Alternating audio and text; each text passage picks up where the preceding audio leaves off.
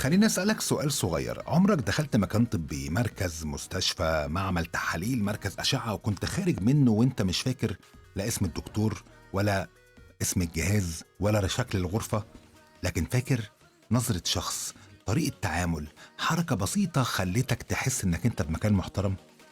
والعكس صحيح، عمرك دخلت مكان طبي وكان عندك يقين ومتأكد 100% ان المكان ده تكنيكلي او عالي التقنية جدا، بس خرجت منه بانطباع سيء لمجرد ان حد اتعامل معاك مثلا ببرود؟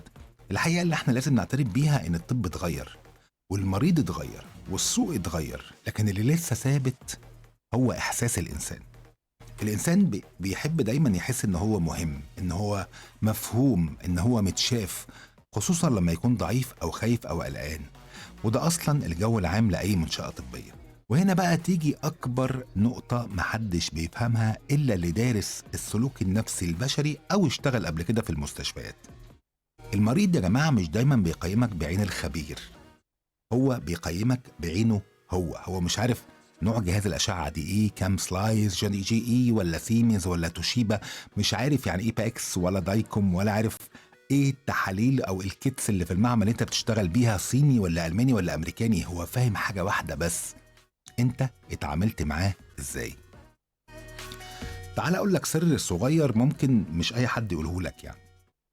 كتير من اصحاب المراكز الطبية او الدكاترة، آه، او الناس يعني اللي شغاله في الرعايه الصحيه او في المستشفيات، فاكرين ان المنافسه دلوقتي على الاسعار او العروض او التقسيط او الاجهزه الاحدث او الدعايه الاقوى.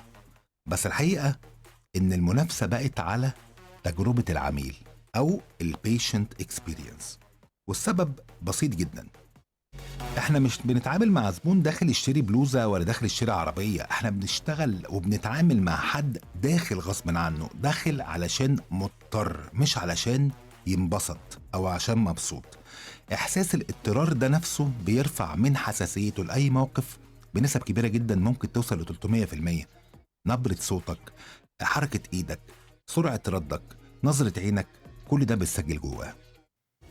خليني اقول لك برضو حاجة مهمة جدا، ان انت كمقدم خدمة صحية عندك 5 أنواع من العملاء، مش 1 ولا 2. النوع الأول المريض نفسه، اللي هو اللي جاي قلقان، تعبان، متضايق، مش عارف هو بيتعمل فيه إيه، مش عارف هيصرف كام، مش عارف التحاليل اللي هو عمله ده نتيجته هتكون إيه، أو الأشعة اللي هو عملها ده مشكلتها في إيه. ده راجل أو نوع خاص من العملاء. النوع التاني من العملاء هم أهل المريض وزواره. طبعا أهل المريض بيكونوا برضو عندهم نفس الإحساس بالقلق والاضطراب والخوف محتاجين نشيل معاهم. النوع التالت من العملاء الأطباء اللي بيحولوا لك الحالات. النوع الرابع هم الزملاء جوه المستشفى. والنوع الخامس والأخير هي الشركات التأمين والشركات الحكومية والخاصة اللي انت بتعمل معاهم أو الجهات الحكومية. تخيل بقى ان كل واحد من العملاء دول عنده تجربة معاك، وكل تجربة بتتحول لكلام، والكلام بيتحول لسمعة، والسمعة بتتحول لفلوس أو خسارة فلوس.